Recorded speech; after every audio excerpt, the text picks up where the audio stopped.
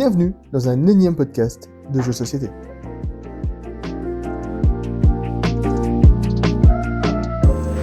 Bonjour Craig. Bonjour Craig, et bonjour à tous. Bonjour.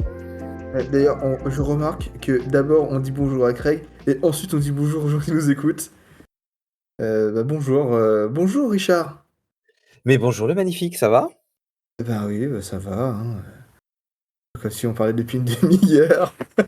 C'est clair. Est-ce Alors, que ça a été une semaine ludique de ton côté? le nouvel an a été très ludique. J'ai fait pas mal de petits jeux, moi, de mon côté. J'ai fait un Swooby, meilleur jeu du monde, à faire à l'intérieur et comme à l'extérieur, mais comme il fait un peu moins 2 degrés dehors, on a fait ça à l'intérieur. Mmh. Et puis on a fait des petits jeux, on a fait un Trivial Pursuit, ça faisait longtemps que j'avais pas fait de Trivial Ah, Pursuit. Trivial Poursuite, tiens donc. Oh, et les classiques, ça marche toujours, hein, quand on est en soirée, tout ça. On a fait un jeu où il fallait écraser des gens avec un tramway, The Trolley Problem, un truc comme ça. Mmh. C'est bien ça? C'est rigolo, c'est un petit jeu de comment expliquer ça? C'est un petit jeu d'argumentaire.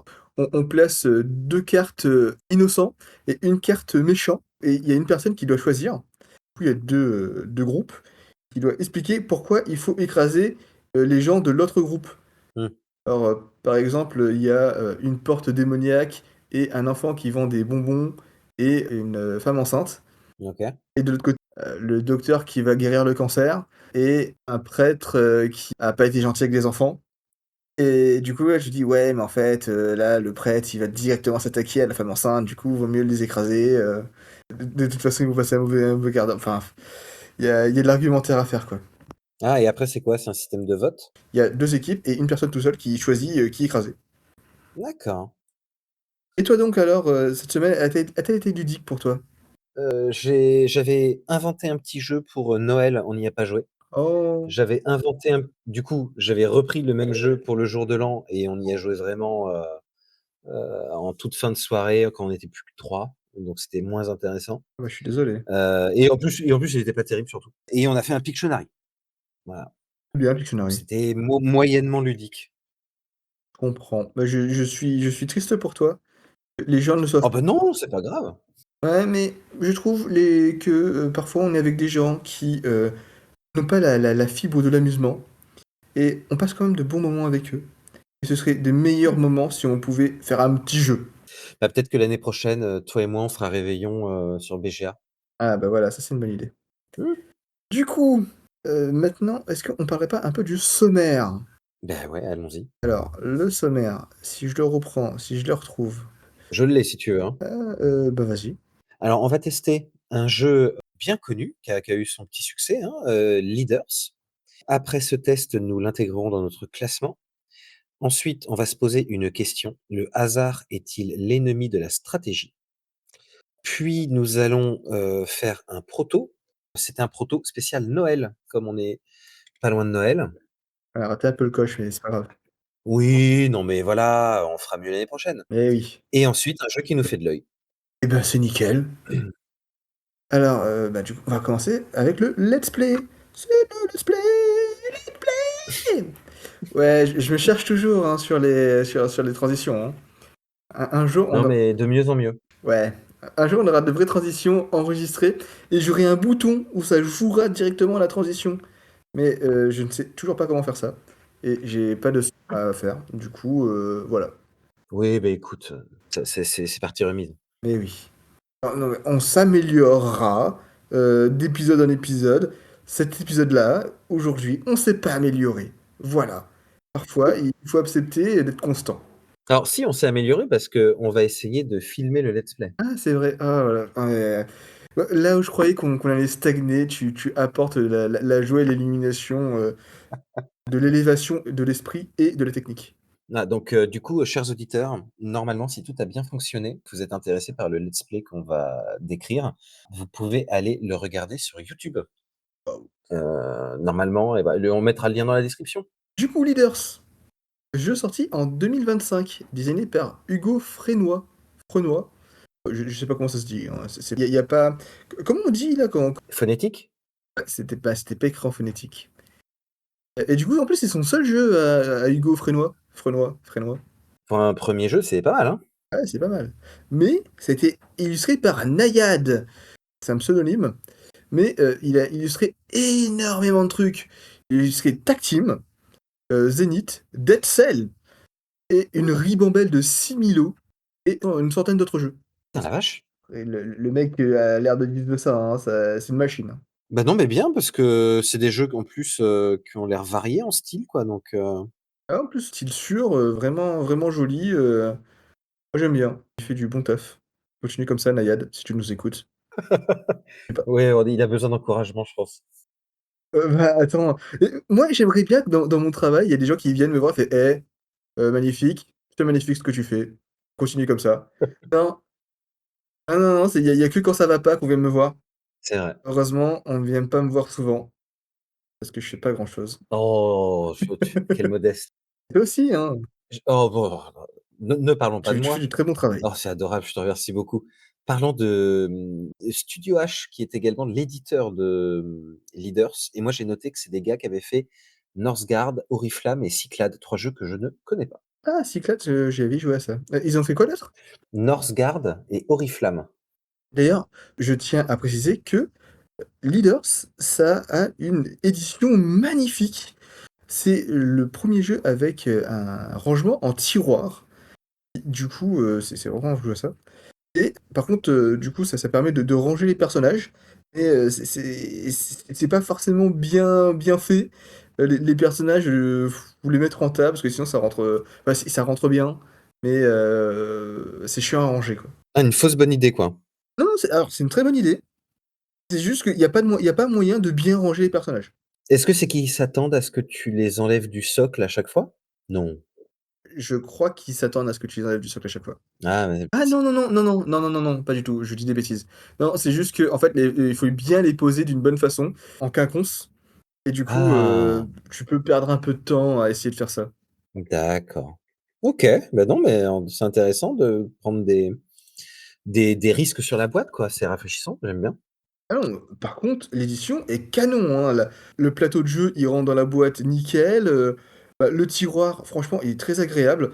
C'est une vraie bonne idée bien réalisée. OK. Vraiment camarade.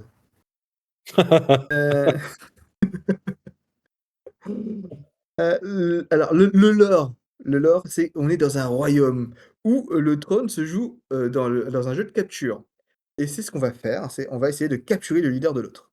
Alors, dans Leaders, il y a un plateau. Je me suis rendu compte que ça va être peut-être un petit peu compliqué d'expliquer ce qu'on fait, si pour les gens qui n'écoutent que l'audio.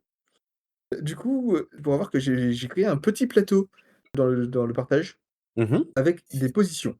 Je te propose que toi tu Ah, tu prennes la position, du plateau, et moi, comme je suis un peu plus habitué avec le jeu, je prendrai la position adverse.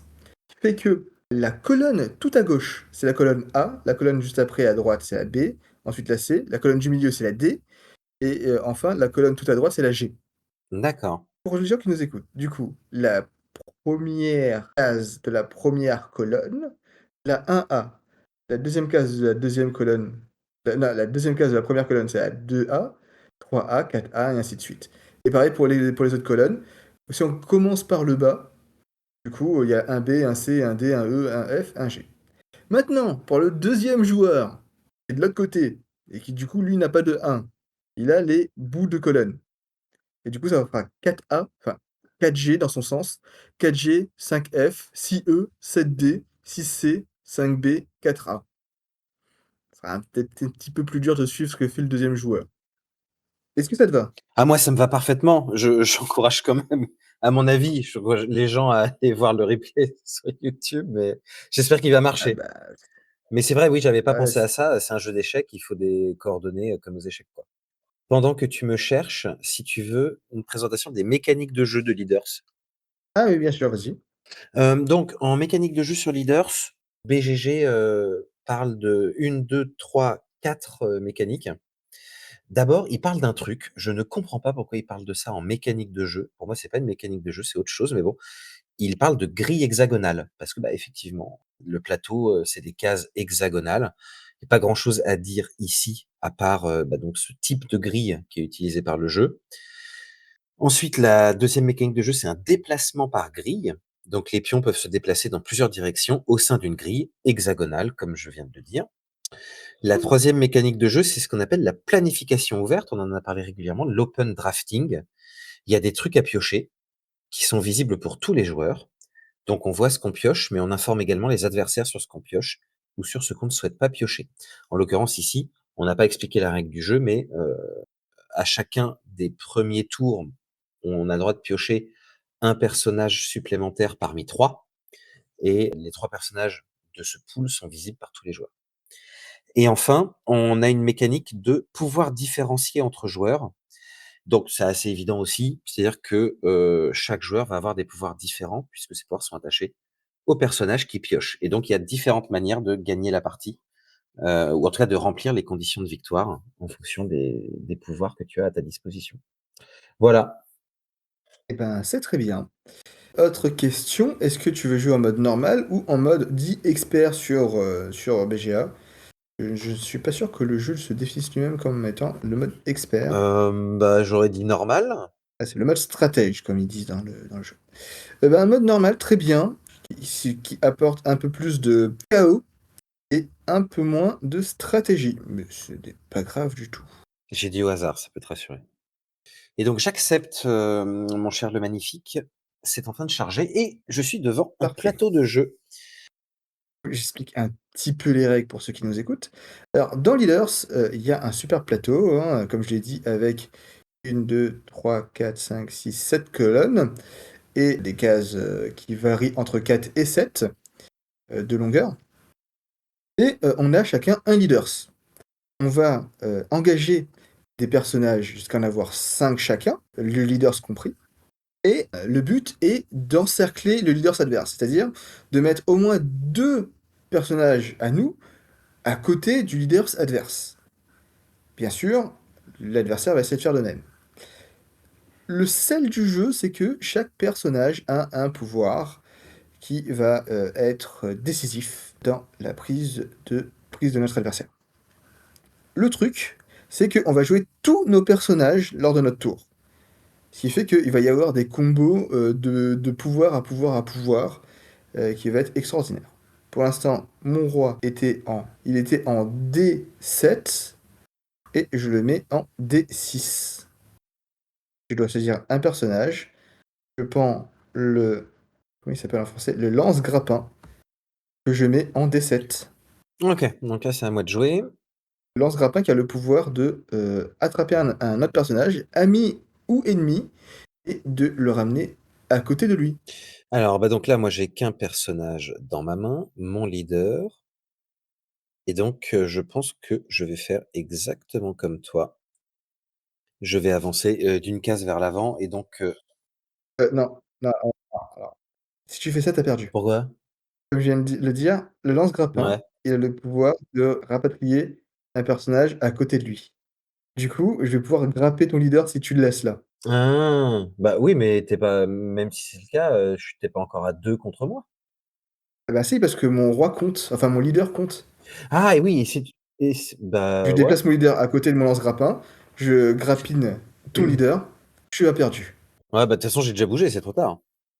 Tu peux annuler là normalement. Ah oui, je peux faire annuler. Pardon. Ouais, ouais, donc comme vous l'avez compris, c'est ma première partie et le magnifique, c'est sa 300e Ouais, partie? ouais, je suis top 100 régulièrement. OK, Donc là, tu t'es OK. mis en C1. Ah, toc, tout à fait. Je me suis mis en C1 et je dois choisir un personnage à recruter. Alors, donc on a l'illusionniste, il peut échanger de position avec un personnage non visible en ligne droite non adjacent. On a le vieil ours et l'ourson. Quand je recrute le vieil ours et l'ourson, je peux déplacer un seul ou les 2 à la suite, l'ourson principal à capture du leader adverse. Et j'ai le geôlier, les ennemis adjacents ne peuvent pas utiliser leurs compétences. Ah! Leurs compétences rouges. On voit qu'il y a les différents types de compétences. Les rouges, les vertes et les bleues. Les vertes, enfin, pas des passifs, mais des effets permanents. J'ai recruté le vieil homme et l'ourson qui en fait donc fait 2 pions. Très fort le vieil homme et l'ourson. Ouais, je trouve ça pas mal, ouais, même si l'ourson peut pas capturer, c'est quand même pas dégueulasse, d'avoir un pion de plus que Ouais, il l'adversaire. bloque, bien, il sert à la défense, l'ourson. Faut faire gaffe à l'ourson parce qu'il peut parfois un peu bloquer, les pièces alliées. Ah oui, et comme je suis le deuxième joueur, je recrute un deuxième personnage à mon premier tour. Alors, protecteur, les compétences des ennemis ne peuvent déplacer ni le protecteur, ni les alliés adjacents. Ah! Chais! J'ai recruté celui-là, Et oui, que j'ai mis à côté hem, qui est un de mon magnifique leader. contre du lance-grappin. Et donc là, bah, mine de rien, on est tour 2 et tour 2, bah, j'ai 4 personnages et tu en as 2. C'est quand même pas mal. Ouais, là, je me sens un petit peu, en sous-nombre. Alors, du coup, moi, je déplace le lance-grappin en C6 et je déplace mon, leader en D5. Ah tiens, il y a une feuille d'une plante qui m'est tombée dessus. C'est cocasse en intérieur. Ça t'a pas fait trop mal? Et je vais prendre l'illusionniste que je place en D5. Déjà qu'aux échecs, ça me casse la tête, les positions. Alors, dans un truc que j'ai inventé. Alors, c'est à moi de choisir quoi jouer. Alors attends, faut que je regarde un peu ce que tu as recruté. Tu as recruté l'illusionniste qui peut échanger de position, on l'a dit tout à l'heure, avec un personnage visible en ligne droite. D'accord, donc tu pourrais Et oui, me je pourrais prendre te lui, OK, prendre, et le vieil ours, le lan s'il reste là. Du coup, là, tu déplaces, c'est quoi ça, déjà? Le protecteur qui était en D1 en D2. tout à fait. J'ai mis le attends, je reprends ta grille, pardon. J'ai mis le protecteur en 1D, donc sa position de Mmh. départ et j'avance, le vieil homme en 2E et j'avance le la loutre là, je sais plus quoi, l'ourson en 2F Ça c'est F pour toi? Attends, et what? bah, j'ai pris le sens de ton plateau là, non? Bah, peut-être. C'est juste que pour moi, c'était dans le sens, ça se trouve, BGA, c'est bizarre. C'est en 2F pour toi, là? Bah, sur le visuel que tu m'as donné, ouais, moi c'est 2F. Et bah, c'est Mes colonnes elles, 1A à gauche, AG à droite et j'ai 1 en bas, 7 en haut. Donc ouais, non, c'est bien ça, j'ai 2F pour c'est marrant l'ourson. parce que du coup, c'est en miroir dans BGA. Parce que moi, si on jouait face à face, pour moi, il serait en 2C, enfin en 2B plutôt. Mmh, bah, je sais pas quoi te dire. Ah ouais, mais non, mais du coup, ce que je dis depuis tout à l'heure, c'est naze. Bon, bah, si du coup, si on considère que là, il est en 2E, c'est ça? 2F. 2F? Oui, en 2F. Mais moi je suis juste le Ah plateau que oui, tu m'as oui, dessiné bien là, sûr, bien sûr. Oui, ouais. si tu considères qu'il est en 2F, du coup, bah, désolé cher, audiospectateur, l'Illusioniste, lui, il est en 5F, le lance-grappin, il est en 6E et mon leader, il est au même endroit. Ouais, en 5D. Et du coup, toi, ton vieil ours, il est en 2E et ton ouais, OK. Alors le oui, le vieil homme, il est en 2E, le Alors comment je clique su protecteur en 2D, position de départ pour le leader en 1D et l'ourson en alors 2F. comment je regarde le vieil homme? C'est écrit vieil ours, hein, sur sa feuille, hein. Ah Ah oui? ouais, ouais, ouais. Bah, pourtant c'est pas un ours, mais c'est pas un ours, c'est un monsieur. Bah, Mais OK, vieil dis ours, vieil ours, dis-le c'est au ours. jeu, Très bien. hein, c'est le vieil ours et l'ourson. Donc en tout cas, voilà, je termine la phase d'action et je dois choisir un personnage à recruter. Donc soit le geôlier, soit le cogneur et c'est à toi. Donc le cogneur, je l'ai mis en, 1G. Alors du coup, j'échange les positions, de l'ourson et de l'illusionniste. Du coup, mon illusionniste, il est en 2F et ton ourson est en 5F. Je déplace mon leader en 3C, En 4C même. en 4C, tout à fait. Et je déplace mon lance-grappin. J'utilise le pouvoir de mon lance-grappin pour grappiner le vieil ours. Parce qu'il peut faire les deux en fait, j'avais complètement oublié. Ah non, tu l'as dit, je crois? Et du coup, il est en 3E. Troisième personnage, je prends le Rider et que je mets en 4A. Donc une, tactique très offensive de joueur français, me semble-t-il. Ah ouais, non, mais je suis pas là pour niaiser, hein. Du coup, le cavalier qui, peut se déplacer de 2 cases en ligne droite. OK, alors j'ai, bougé tous mes pions, j'ai bougé, le leader en 2D, j'ai bougé le protecteur en 2C, j'ai bougé le vieil ours en 3D, j'ai bougé le cogneur en 2F et ce faisant, j'ai activé sa capacité spéciale pour repousser ton bazar là, illusionniste, que j'ai balancé en 3F et j'ai rapproché mon ourson de ton leader et donc je l'ai mis en 5E. Donc voilà, moi mon intérêt est de me rapprocher de ton leader, essayer de renverser la pression autant que je peux, voilà. Et je veille bien à garder, le plus de pions possible adjacents à mon protecteur pour que tu puisses pas les déplacer. Ah, j'ai vu ça. Du coup Ah et attends, je dois choisir un personnage, attends, pardon. ah oui, c'est vrai. Ah, je me disais que je pouvais pas jouer.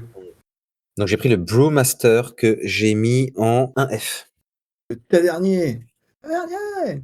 Ah Brewmaster, c'est oui, oui, oui, oui. Brew, c'est quoi? C'est brasser? Ouais, c'est le brasseur. En vrai, il aurait dû être traduit par le brasseur.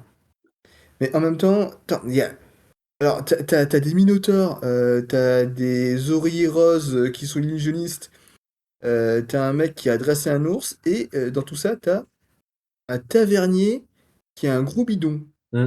Je trouve le lore, un peu curieux. Peut-être que tout ça, c'est le rêve du tavernier, hein. Je ne ni ne lis, ni ne joue à des choses où, la réponse est, en fait, c'était un rêve depuis le départ. Et donc là, j'ai mes 5 personnages pour ma part. Tu les 5 personnages, tu auras pas un de plus. Ouais. Du coup, moi, je déplace mon lance-grappin en 2E. Ah ça y est, une attaque. Je vais faire ça. Je vais déplacer mon cavalier qui était en 4A en 5B.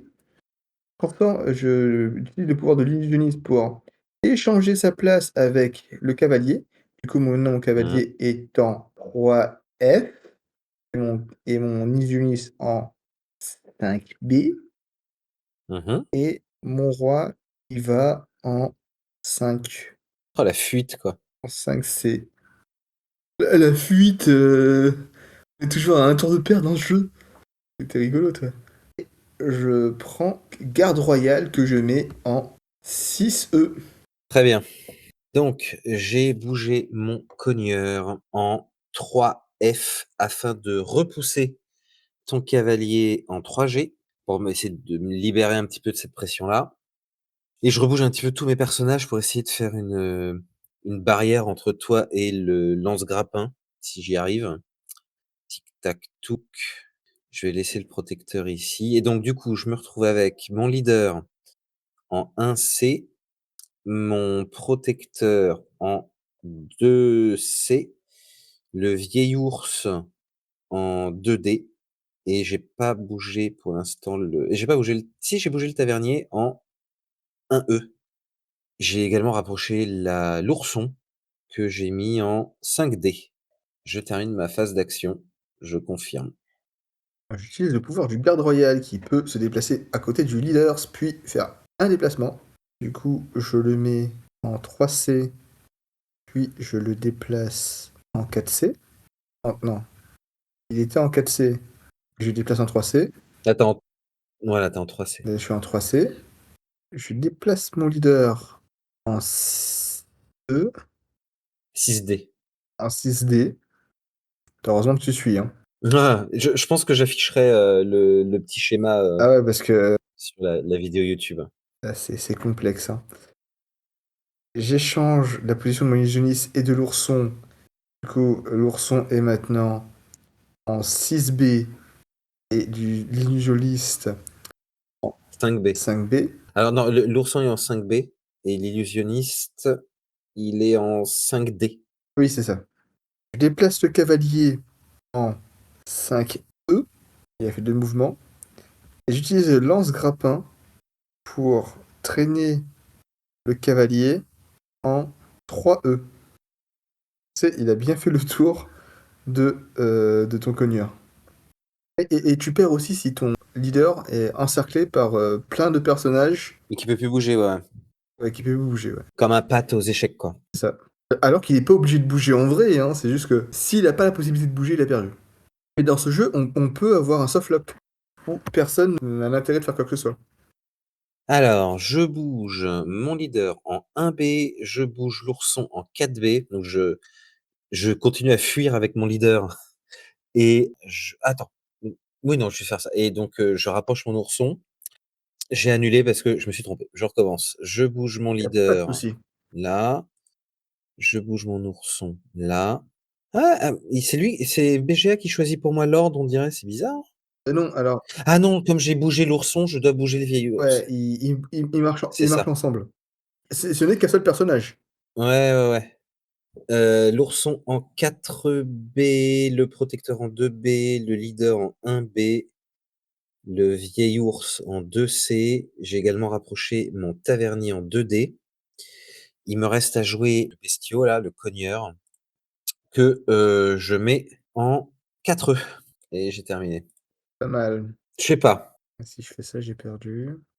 Donc là, virtuellement, j'ai 2 pions qui sont enfin 2 personnages qui sont assez proches de ton petit loulou. Mmh mh. Je rappelle, me semble-t-il, que l'ourson ne peut pas Ah capturer, hein. oui, non, l'ourson ne capturera pas, non. D'ailleurs, je pourrais me cacher derrière ton ourson, hein. Mmh. Bah, c'est pour ça que j'essaie de le rapatrier, en fait. Il serait vachement plus utile à protéger mon leader qu'à assaillir le tien, quoi. Ah oui, complètement, oui. Et c'est d'ailleurs pour ça que j'ai pas hésité à l'échanger, Ouais, j'imagine, mon petit salopio que tu es. oh, Donc tu viens de bouger ton garde, royal, hein, c'est c'est ça? ça, En 3B. en 3B. J'échange sa position avec l'illusionniste. Du coup, le garde royal est maintenant en 7-6 en 5D et l'illusionniste en 3B. Tiens, j'ai bien envie de faire ça. J'utilise le pouvoir du lance-grappin pour lance-grappiner l'illusionniste et déplacer mon lance-grappin en 3C. Ouais. J'utilise le pouvoir du cavalier pour qu'il se déplace de 2 et qu'il aille en 1E. Et mon roi, il va aller en 6E. Voilà. Et on voit quand même une grosse concentration de personnages autour de ton leader, hein. Mouais. Ouais, ouais, ouais. Alors attends. Et vu l'hygiène de certains, ça Hem, pue. j'ai malheureusement pas le choix. Donc je rapproche mon cogneur que j'ai mis en 4D. C'est-à-dire au centre du Ah plateau. vraiment, ouais. Bien, je vais prendre un risque. Je vais bouger mon vieil ourson en 3D. Ce qui fait que je t'ai laissé un passage ouvert pour mon leader. Je déplace le vieil ourson vers là. Je bouge mon leader à ton contact, mon cher ami. Oh! Eh ouais, tu l'as pas vu venir ça, hein? Ah là, clairement, je l'avais pas vu venir. C'est sûrement parce que c'est une grossière erreur. L'illusionniste, il pourra pas échanger avec mon protecteur. Ton grappin là, il va rien attirer, il est au contact de tout le monde. Ah, tu sais, il tirera quand il voudra tirer, hein. Ouais, écoute, je teste ça, il faut bien que je me sorte de tout ça là, donc ouais. Il y a les bons et les mauvais lance-grappins. Ouais. Les bons lance-grappins, ils voient un personnage, ils tirent. Mmh. Les mauvais lance-grappins, ils voient un personnage, ils tirent. OK, donc là, tu as mis cavalier en 1D, tu as mis l'illusionniste en 2A, C'est ça. donc tu te prépares à faire le tour tout simplement, tu as gagné au prochain tour là, virtuellement. Virtuellement, oui. C'est-à-dire quoi, tu gagnes là celui-là là? Oh non, non, il y a aucune chance pour que je gagne à celui-là, mais c'est juste que je peux essayer de me garantir la victoire. Je déplace mon garde royal en 4C et je remets mon roi à sa position initiale, c'est-à-dire en 7D Mmh.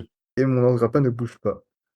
Donc, j'ai cogné avec mon cogneur ton lance-grappin, donc j'ai repoussé le lance-grappin en 3B et j'ai mis à la place mon cogneur en 3C. Mmh mh.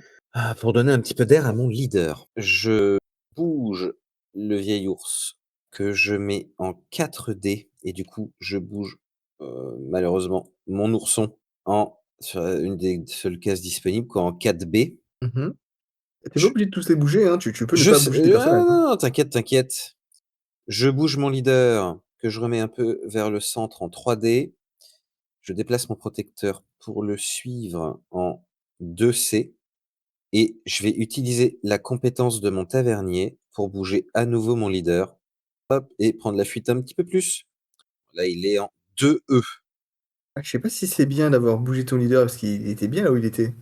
Bah, ouais, mais il y avait plus qu'une case disponible en mouvement, si tu arrivais à ah non, j'en avais 2.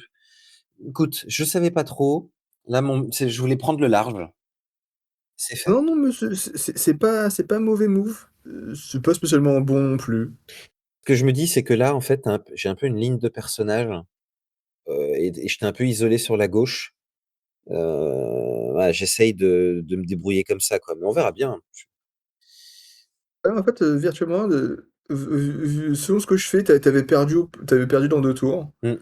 Là, c'est peut-être moins sûr. Je déplace mon rider en 1 E, Mmh mh. je déplace mon leader en 6 E, déplace mon garde royal, j'utilise son effet, il pop en 5 E et après je le déplace en 4 E et je mets mon lance-grappin en 3 A et je déplace mon illusionniste en 1 A et la situation m'échappe. OK, OK, OK, OK, OK. Ah, ça, faut que je réfléchisse un chouïa. Tu étais mal en point il y a 2 tours et là tu te rapproches un peu de moi, j'aime pas ça, hein. Je suis quand même loin des hostilités mais bon, pour l'instant la cote te donne pas gagnant, hein. J'imagine. Je vois pas dans quel monde quelqu'un arrive à suivre ce qu'on fait, hein. Ouais, ouais, c'est compliqué là, hein. Allez voir le truc sur YouTube, hein. Déjà que moi, je suis en train de jouer et j'arrive pas à suivre ce que je fais. Là, de toute façon, j'ai perdu au prochain tour, quoi qu'il arrive, parce que je suis adjacent avec un de tes personnages. Mon leader est adjacent avec, ton cavalier et tu es à une case, garde royale. Donc de toute façon, il faut que je fasse un truc là. Alors, tu sais quoi? Allez, va tout. Mmh mh. J'utilise la compétence de mon tavernier qui me permet de déplacer d'une case un allié adjacent. Je vais déplacer mon leader et donc je déplace mon leader d'une case en 2F et mon leader, je vais le mettre au contact de ton garde royal. Donc maintenant, il est en 3F. Ensuite, je vais mettre mon ourson là, là, donc c'est-à-dire là, là, en c'est très radiophonique, en 4C. Je dois maintenant Mmh. déplacer le vieil ours. Je vais le déplacer vers ton leader en 1, 2, 5D. Ouais. Je vais bouger mon cogneur vers le centre aussi, donc en 4D, et je vais déplacer mon protecteur pour le suivre. Et en fait, bah, l'idée maintenant, j'essaie d'expliquer un peu ce que je fais comme, c'est un peu difficile à suivre. C'est qu'en fait, toi, tu as 3 personnages qui ont une capacité de mouvement importante, parce qu'ils peuvent aider inverser des pions et cetera, et j'aurais pas dû te laisser avoir ces 3 personnages sur le board en même temps. Donc ce que j'essaye de faire, c'est que moi, j'ai un personnage qui permet d'empêcher que les pions adjacents soient déplacés, et donc j'essaye avec ce personnage-là de faire une sorte de ligne au centre du truc pour t'empêcher de venir me casser les couilles de l'autre côté, et j'essaye de pousser cette ligne vers le haut, pour aller vers ton leader à toi. Voilà. Mais j'ai perdu au prochain tour, je viens de le voir. Voilà, c'est la vie. Tu as fait l'erreur de vouloir t'approcher trop Ouais, vite ouais, ouais, ouais, ouais. et Je me suis enflammé. et Je et pourrais annuler, et en je fait, pourrais annuler, mais je laisse. c'était une très bonne technique et tu aurais juste dû mettre ton vieil ours, bah, là où je vais mettre mon Ouais, cavalier, ouais. c'est-à-dire en 3 E. Mais le cavalier, j'ai oublié qu'il bougeait de 2 cases, ce bâtard. Et oui, oui. Mais souvent ce jeu se finit comme ça, avec Sur une erreur bête. une erreur, enfin surtout l'oubli d'un pouvoir d'un Ouais. personnage. Et c'est une complexité mentale ce jeu parce qu'il faut retenir, 10 personnages qui ont 10 effets différents. Je voulais te donner très rapidement mon sentiment après une partie, hein, puisqu'on a dit qu'on pouvait juger un jeu.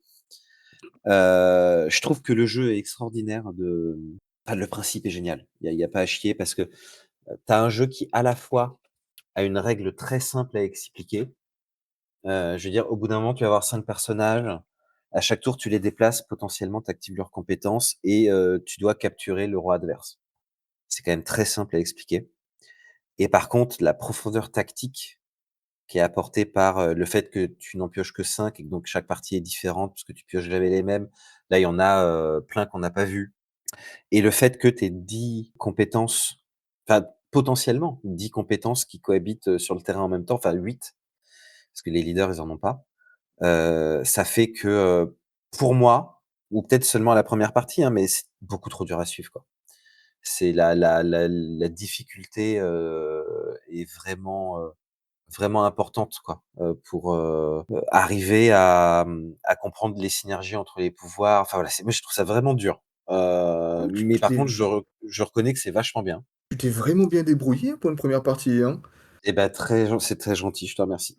Ah ouais, bah, à part, bah, le fait que tu as failli perdre tour 1, mais ça franchement, faut tomber dans le piège une fois et Ouais, ouais, ouais. on s'y reprend plus, hein. Mais ouais, il y a 16 personnages, en plus c'est 2 leaders. Du coup, non, c'est un jeu très complet, avec des bon, on l'a dit tout à l'heure, hein, un artwork, très beau, un personnage qui a un vitiligo, sur le leader, sur un des leaders.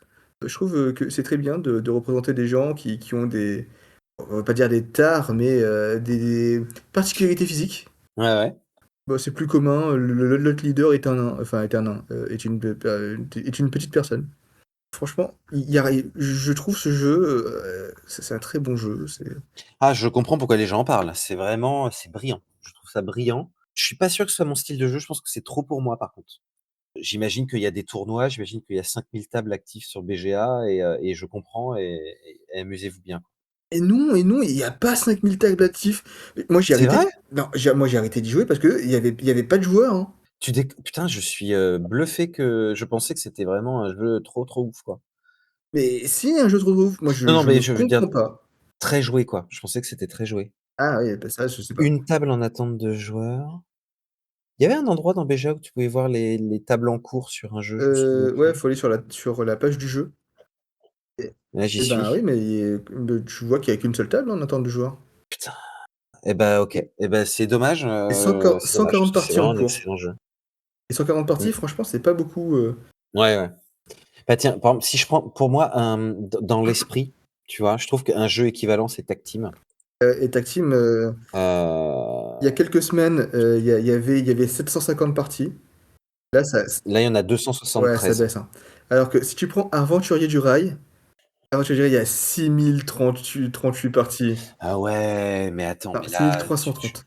pour le coup, c'est pas le même style de jeu. Ouais, mais il y a quand même une différence entre un très bon jeu où il y a 140 parties en cours et un jeu, qui a quoi? Qui a 20 ans? 20 ans, Aventurier du Rail? Sorti en 2004. Ça a plus de 20 ans. Ouais, mais tu sais, regarde, ça petit spoiler sur le metagames que je suis en train d'écrire en ce moment, je suis en train de parler d'un jeu de 1948. Il est en vend 300 000 boîtes chaque année en France. Ah oui.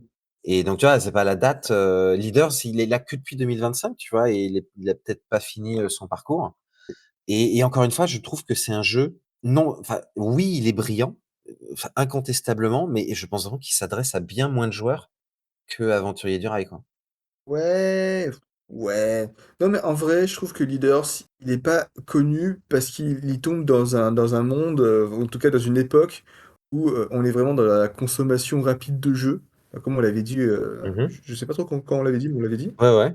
Heu, Bah, là, il y a ah 15 bah jours, oui, je crois, bah, non? c'est tout à fait pas l'épisode avant et du coup, il serait sorti il y a 10, il y a 15 ans, ça aurait été, une explosion, dans le monde du jeu, là où aujourd'hui, c'est un très bon jeu, très bien, on passe à autre chose. Ouais, peut-être, peut-être. C'est vrai qu'effectivement, l'amplification, de la parution de nouveaux jeux, tu Mmh mh. vois? Fait que, bah, on voit le même principe de toute façon pour les jeux vidéo que, tu peux avoir un jeu très brillant et qui pourtant rencontre pas son public par, faute d'exposition, par, et à l'inverse, tu peux avoir des jeux qui vont avoir un fort succès et des fois tu comprends pas trop pourquoi. Ouais. J'ai des exemples en tête que j'oserais pas révéler pour pas, mettre à dos la Oh communauté de si, joueurs, si, mais il faut avoir des avis forts. ah, tu crois qu'il y a des gens qui aiment Skyjo, parmi nos fans? Ah oui, oui, bah, j'en connais bien un quart qui aime bien Skyjo, hein. Ah bah, écoute, c'est vraiment une énigme pour moi, mais Ah ouais, c'est un jeu d'ambiance, faut pas trop se prendre la tête, quand il y a la belle-mère qui joue avec toi et que, il y a un semblant de stratégie qui commence à découler, Ça crée de la tension autour de la table, écoute, qu'est-ce que je te dise? Mais enfin, en tout cas, pour clôturer, notre segment sur, Leaders, je trouve ça fascinant. Je pense que de tous les jeux qu'on a testés jusqu'à présent, il y en a qui étaient ouf et tout, Cardia et Tag Team, c'était trop bien. Altered, j'ai adoré, mais, je trouve que Leaders, il y a pour le coup, il y a de l'élégance, tu vois? Pour parler Ouais. de ce qu'on disait, dans l'épisode 2. Il a, un principe, il le décline et les parties doivent être dingues, quoi. Enfin vraiment, bravo, bravo monsieur. Bah, c'est un jeu simple à expliquer, il y a une courbe de progression, qui est folle. Le jeu est beau, l'édition est belle. Non, mais je pense que c'est un exemple de très bon jeu, de jeu qui vaut le coup d'être recommandé. Ouais, Je pense que mais pas à tout oui. le monde. Ah oui, par contre, ben, comme tous les jeux, il a son public, hein. Enfin, faut aimer les jeux stratégiques. Les gens qui aiment les échecs adoreront Leaders. Tout à fait, oui, oui, je suis tout à fait d'accord. C'est exactement le type de et je pense d'ailleurs que comme, les échecs ou comme LOL, tu vois? Des trucs comme Mmh mh. ça doit être aussi intéressant enfin, je pense que c'est même plus intéressant de regarder quelqu'un qui t'explique une partie qui a eu lieu, plutôt que de regarder directement la partie, quoi. Les tactiques, les moves, je suis sûr que tu peux avoir des ouvertures, des choses comme ça, Ah mais oui, bien sûr. c'est un jeu qui se prêterait à ça, quoi. Typiquement, là, j'ai fait une ouverture classique, de prendre le lance-grappin et voir si tu tombes dans le piège. Sache que tu as fait, parce que c'est un truc, facile pour les gens qui débutent, de pas voir que, en fait, ils ont perdu tour 1. Et du coup, est-ce que j'avais bien, analysé cette idée que, tu avais trop de pions trop mobiles par Oui, rapport à moi? tout à Hein? fait. Tu avais, du coup, une inertie de mouvement beaucoup trop inférieure, mais tu m'avais quand même extrêmement bien bloqué avec, le protecteur. Ce qui fait que j'étais très mobile entre mes personnages, je pouvais difficilement, manipuler les tiens. Mmh. Ce qui est en fait, bah, le gros des personnages, que j'avais avec le lance-grappin et l'illusionniste, tu le protecteur, bah, tu bloques, leur capacité de gêne, Ouais. de plus de moitié, hein. Tu as un personnage préféré, toi? Alors moi je voulais parler du petit combo qui est vraiment dégueulasse, qui est le vizir plus garde royale. Vizir qui lui, c'est juste un personnage standard, mais par contre qui donne le pouvoir à ton leader de faire 2 déplacements. Oh! Ah ouais, ouais, je vois et comme le garde royal, il peut se mettre à côté du leader et bouger encore d'une case. Ça. Et du coup, en fait, Ah oui, le garde royal, virtuellement, il peut se déplacer de presque tout le plateau. Au moins ah près c'est de la pas moitié. mal. Ouais, ouais, et en plus, du coup, tu as un personnage qui peut capturer, qui traînasse, marche doucement, c'est le vizir, mais il est là. Et en fait, souvent, bah, il bloque une pièce, ou il arrive devant le roi, fait: «Ah bon, finalement, je suis arrivé là». Non, non, le vizir plus garde royal, combo de fou. Dans Je veux dire quelque chose? Ah, j'allais te poser juste une toute petite question. Est-ce que Leaders a gagné des prix? J'ai oublié de regarder. Et je crois qu'il a gagné 0 prix. Eh ben, c'est vraiment pas juste. Ouais, mais il est sorti cette année. Il a pas encore eu le temps de gagner des prix. D'accord, oui, donc il sera en lice pour 2026, en fait. Alors, à l'heure où nous parlons, les nominés de l'Asdor ne sont pas encore sortis. Moi, je pré-shot leader. Voilà, c'est dit. Bah, je comprendrais pas qu'il soit pas au moins nommé. Ce serait étonnant. Après, il y a de très bons jeux qui sont sortis cette année, hein. Ouais, bien, mais je pense qu'il en fait partie, donc, je sais pas. En C'est pas faux, tout c'est cas, pas faux. il m'a beaucoup je pense que de tous les jeux qu'on a testés, c'est pas le jeu que j'ai préféré, mais c'est le jeu qui m'a le plus impressionné, je pense. Ah. Du coup, moi, je voulais dire, dans le forum BGA, il y a un mec qui s'appelle le lien sur le forum, de Nemesis is the worst piece in the game. Nemesis Mmh. qui est, un personnage qui ne bouge pas, mais qui, à chaque fois que le roi bouge, le Nemesis bouge. Avec, le joueur qui s'appelle Nemesis is top tier qui répond: «Ah, ne vous inquiétez pas les gars, un jour vous serez d'accord avec moi. La discussion est ouverte». Du OK, coup, bah, alors mmh classement? classement. Ah, c'est difficile parce que on il me semble qu'on a une question à se poser sur notre classement qu'on n'a peut-être Mmh. pas aussi bien analysé qu'avec que ce qu'on va devoir faire aujourd'hui. Mmh. Est-ce qu'on fait un classement de goût ou un classement technique? Tu vois ce que je veux dire? On n'avait pas déjà tranché cette question en disant Eh que ben, nous je me sommes des souviens pas. scientifiques et que nous classons de façon objective, les jeux? Bah, à ce moment-là, de façon objective, je vois pas comment Leaders peut pas être premier, quoi. Ah ouais, je suis d'accord, autant, Tag Team, a une profondeur de jeu et peut-être un peu plus de rejouabilité et un peu plus de matériel. Autant, je trouve assez compliqué à expliquer. La première partie, se fait un peu dans la souffrance, alors que, ben là, Leader, c'était bien, quoi. Tu vois, je pense que j'apprécierais plus une partie de Tag Team qu'une partie de Leaders, à mon avis. Ah oui. Ouais, mais je suis toujours d'accord pour dire que Leaders est premier devant Tag Team, Bah non, du coup, ben, moi, je suis d'accord sur le fait que Leaders allez. 1er et Tag Team 2e. Eh bien, j'actualise en direct notre classement. C'est fait. Premier Leaders, deuxième Tag Team, troisième Altered, quatrième Duel pour Cardia, cinquième Draftosaurus. Je pense que Corentin Lebras va nous excuser, nous pardonner que, on a mis son jeu en 2e. Ouais, je pense il va comprendre parce que, encore une fois, comme je te dis, c'est la science qui parle, c'est pas nous, déjà. Et si c'est nous qui parlions, Tag Team serait devant. Mais malheureusement, on doit s'incliner devant la science, quoi. C'est pas de notre faute. C'est vrai. Désolé Corentin Lebras. Nous Ouais. t'avons, ou c'est peut-être toi qui nous a faussés, hein, avec Far Away. Il fait des bons jeux et après il fait Far Away. Il y a plein de gens qui aiment Far Away, hein, moi, j'ai pas compris, mais il y a plein de gens qui aiment Far Away. Ouais, bah, des En gens de vrai, l'Asdor, du coup. Ouais. Non, mais Far Away, c'est malin, c'est malin comme tout, tu vois? Mais c'est une question de goût. C'est, l'équivalent de intellectuel versus intelligent. Là, tu content de enfin, non, enfin, je sais pas, j'arrive pas à justifier Far Away. Bon, c'est pas grave, on passe à autre chose? Mais bien sûr, peut-être on peut passer à la question de la semaine. Ouh, question de la semaine! Alors, la question de la semaine était: «Le hasard est-il l'ennemi de la stratégie?» Qui commence? On peut commencer. OK. Alors je commencerai par te dire que, au début, moi cette question elle m'a saoulé de ouf. Ah bon? Parce que je savais pas quoi dire et tout, donc j'ai commencé à écrire, tranquillou et en fait, au fur et à mesure que j'ai écrit, j'ai trouvé la question extraordinaire, quoi. Donc voilà, j'espère que, ça va aller. Alors moi, j'ai commencé par regarder, le hasard comme d'habitude, donc définir les termes. D'après le Littré, qui est un dictionnaire du 19e siècle, le hasard est un événement qui n'est pas lié à une cause. On pourrait appeler ça un imprévu. Donc c'est un événement que tu peux pas expliquer par son insertion dans le faisceau des causes et des conséquences observables.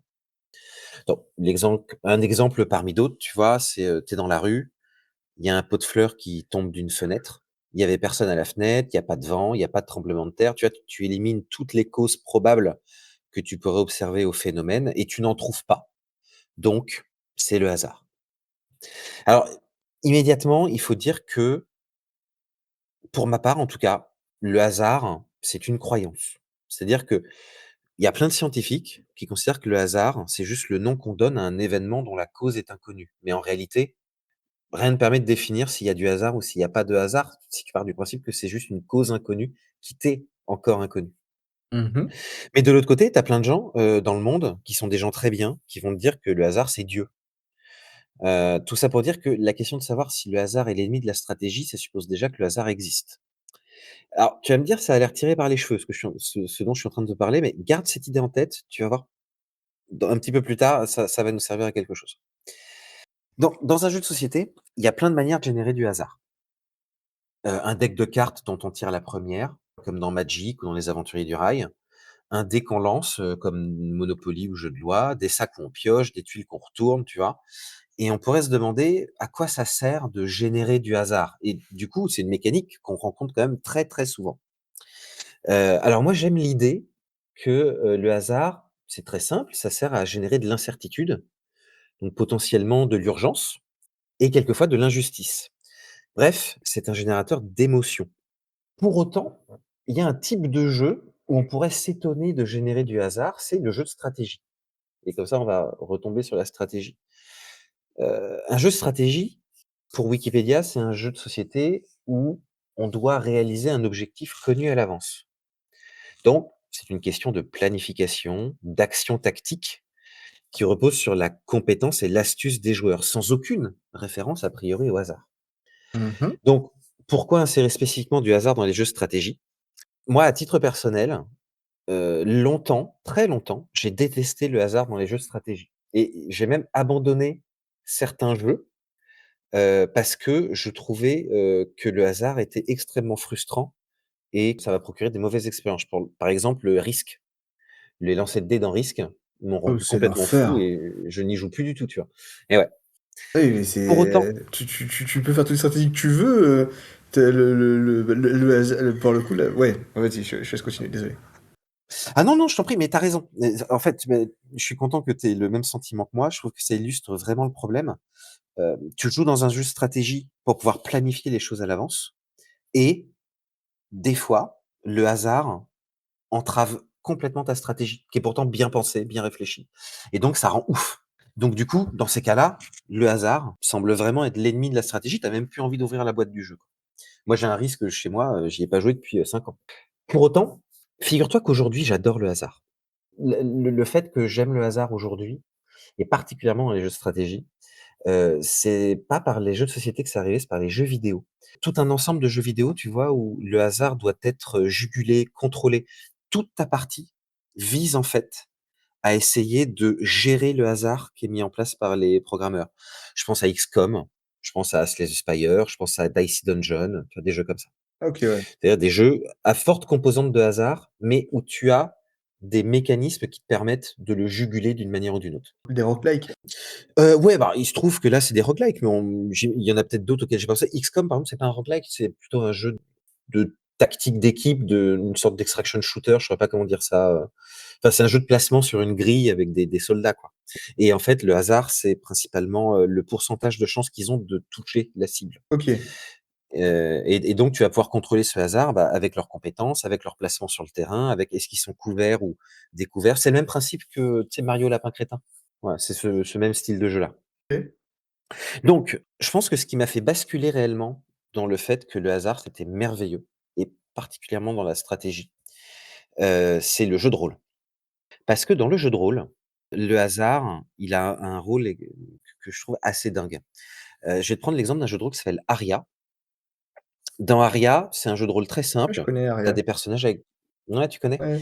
Tu as des jeux avec des compétences qui sont notées sur 100. Par exemple, tu peux avoir escaladé à 35 sur 100. Si tu veux réussir à escalader un mur, tu lances un dé 100, si tu fais moins de 35, tu réussis. Et je me souviens d'une session de Game of Roll, qui est donc, partie filmée du jeu de rôle Aria diffusé sur Twitch. Il y a un joueur, pendant la campagne qui était filmée, il a réussi à monter une compétence à 100. Ah Donc oui! c'est-à-dire que quand il lance un dé, il a 99 de chances de réussir son action parce que s'il fait 100, c'est l'échec critique absolu, c'est l'échec total et donc voilà, il y a une chance sur 100 de rater, son truc et cette compétence, c'était gagner aux échecs et un jour, ils ont, toute une quête hyper longue, où ils doivent récupérer un objet spécifique et ils arrivent à faire en sorte que l'objet spécifique, il va être mis comme prix d'une partie d'échecs contre le mec qui le détient. Donc là, ils ont établi tout un plan pour aller, à l'endroit où va jouer la partie d'échecs, mettre le mec avec 100 d'échecs dans le pool des joueurs. La partie se joue enfin et le mec, il fait 100 et donc du coup, bah, ils ont perdu l'objet de quête, ils ont eu des conséquences pas possibles parce que c'était un échec absolu et là, l'émotion que ça fait vivre à la table de jeu aux spectateurs, c'était extraordinaire. La déception, le rire, l'improbabilité de ce jet, tu vois? Sur l'improbabilité d'une compétence que tu as réussi à monter à 100 sur une longue préparation de plusieurs épisodes qui finit comme ça en eau de boudin. Tu vois? J'ai pas de mots pour te décrire, j'en ai encore des frissons à quel point c'était injuste et en fait beau. Tu vois? Et je trouve que le hasard, c'est vraiment le moyen dans un jeu de société, un jeu vidéo, Mmh mh. un jeu de rôle, en fait, de simuler, bah, tout simplement la vie, l'injustice, l'impossibilité de la prévoir, malgré toutes les précautions que tu peux prendre, quoi. Ah mais c'est sûr. Et donc ouais voilà et en fait, cette question qu'on s'est posée cette semaine, elle m'a vachement ému finalement, c'était très intéressant d'y réfléchir et je me suis du coup posé une petite question. Mmh mh. Je me suis dit: «Est-ce que le hasard est-ce qu'un jeu sans hasard serait souhaitable?» Si tu y réfléchis, un jeu sans hasard, ce serait donc un jeu qui serait dépourvu de toute mécanique de jeu qui génère du hasard. On en a vu tout à l'heure, piocher des cartes, tout ça. Ça existe, tu en as. Les échecs, les dames, puissance 4. Avalon, Leader tous ces jeux-là, tu pas de hasard. leader en mode C'est Leaders? leader en mode stratège. Oui, donc avec tous les personnages disponibles au début du jeu et pas juste un pool où tu pioches. C'est ça. Tout à fait. Là, tu pas de hasard dans Leaders.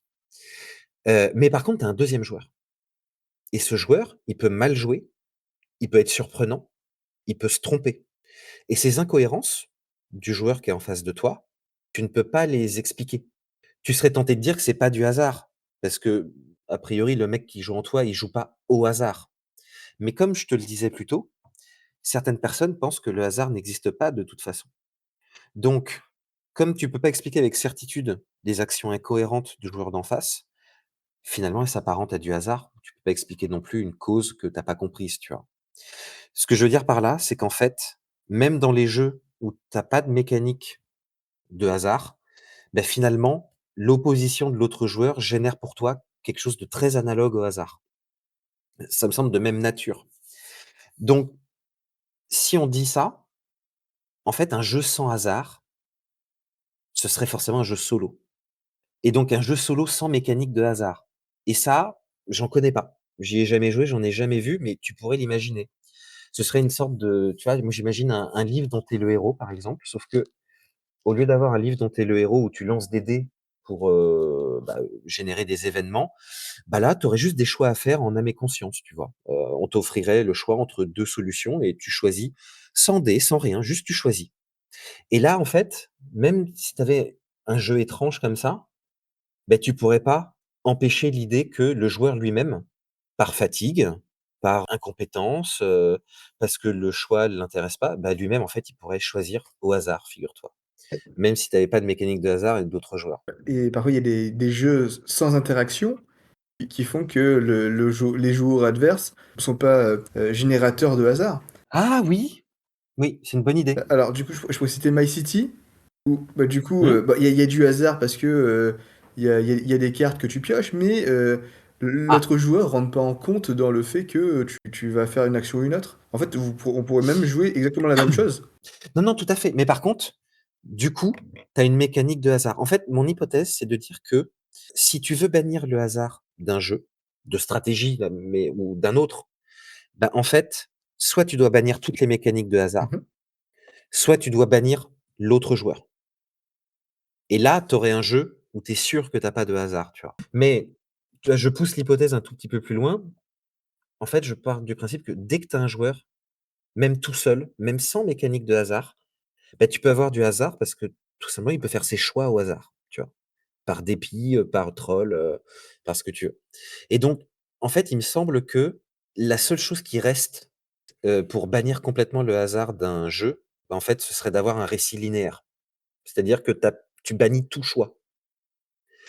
Donc c'est un livre, en fait, tu vois? C'est-à-dire que, tu es devant une histoire qu'on te raconte. T'as pas de choix, tu peux pas choisir au hasard. T'as pas de mécanique de hasard pour faire avancer le récit. T'as pas d'autres joueurs qui s'opposent à toi. C'est plus un jeu, c'est autre chose. C'est chouette aussi les livres, tu vois? Mais, ce que je veux dire par là, c'est qu'à mon avis, quand tu joues à quelque chose, c'est forcément pour rencontrer du hasard, qu'il soit sous la forme d'une mécanique de jeu ou sous la forme d'un autre joueur. Sinon, c'est plus un jeu, en fait. Je pense du coup que le hasard, il est, le meilleur ami de la stratégie. Parce que, quel est l'intérêt d'une stratégie si tu la joues tout seul? Voilà, Et ben, c'était très intéressant. D'ailleurs, je crois on a à merci. peu près la même conclusion. Moi, j'étais parti sur un truc un peu différent où j'ai pris d'abord la définition du jeu de hasard. Et Mmh! le jeu de hasard, bah, Mais quelle bonne idée! c'est un jeu qui est partiellement ou totalement soumis à la chance. Avec, bah, des tirages de cartes ou des lancers de dés. Lorsqu'un jeu est totalement soumis au hasard, on parle de jeu de hasard pur. Lorsque le joueur doit déterminer son action en fonction d'événements aléatoires passés ou futurs et de probabilités, on parle plus volontiers de jeu de hasard raisonné.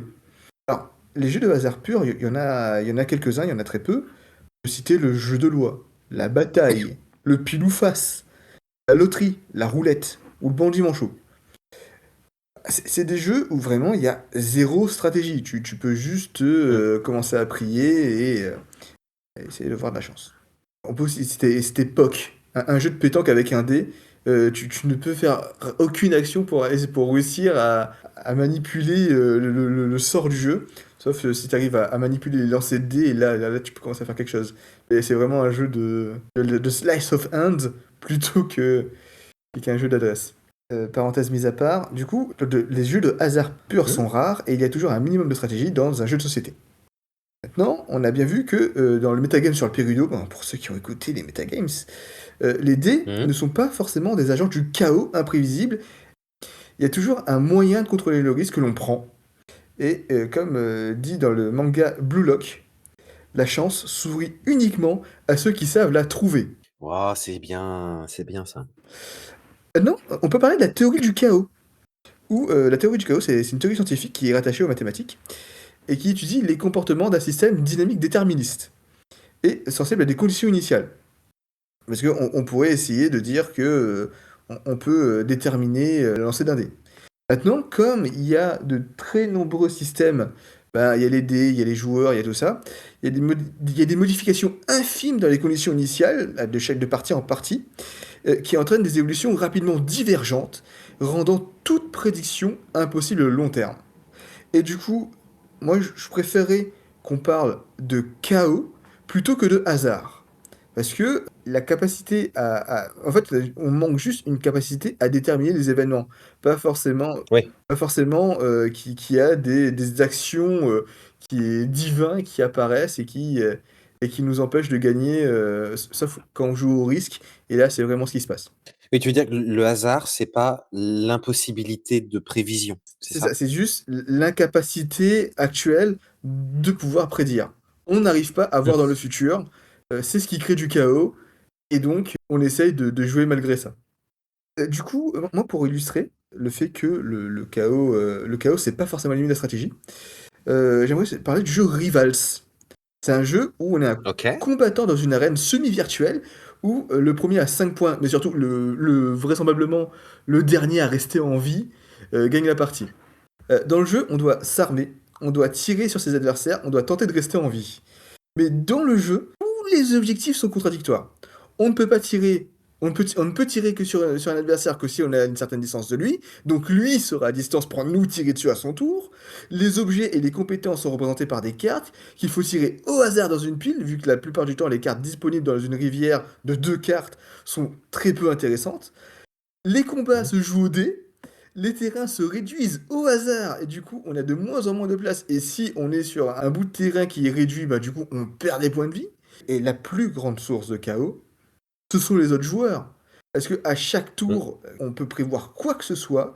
Il suffit que le joueur juste avant nous fasse n'importe quoi pour que notre plan de jeu soit complètement détruit. C'est l'un des jeux avec le plus d'interactions joueurs que je connais.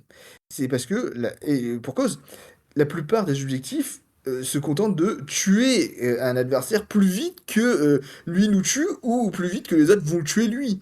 Et du coup, il faut savoir calculer combien de temps il va rester pour que quelqu'un va mourir ou s'il va faire quelque chose d'imprévisible pour rester en vie. Et malgré tout ça, malgré toutes ces sources de chaos, le jeu est extrêmement tactique.